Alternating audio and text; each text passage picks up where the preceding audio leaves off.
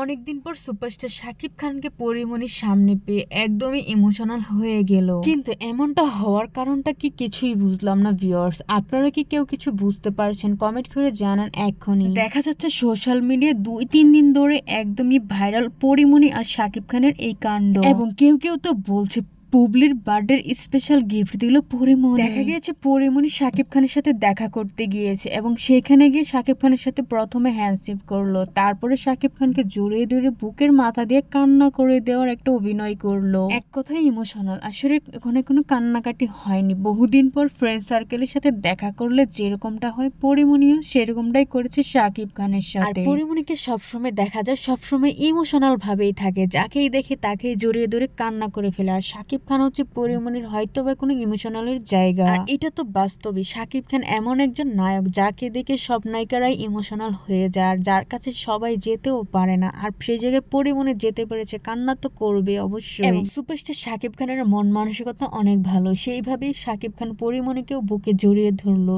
এটা কিন্তু আহামরি খারাপ কিছু ছিল আমার কাছে মনে হয় না। তো শাকিব খান আর পরীমনিকে একসাথে এতদিন পরে দেখতে পেয়ে আপনাদের কাছে কেমন লাগছে মতামত কমেন্ট করে জানান। আর হ্যাঁ, আমার চ্যানেলের প্রথমবার ভিডিও দেখে থাকলে একটা সাবস্ক্রাইব করে রাখবেন নেক্সট আরো নায়ক নায়িকাদের খবর পেতে চাইলে। ধন্যবাদ।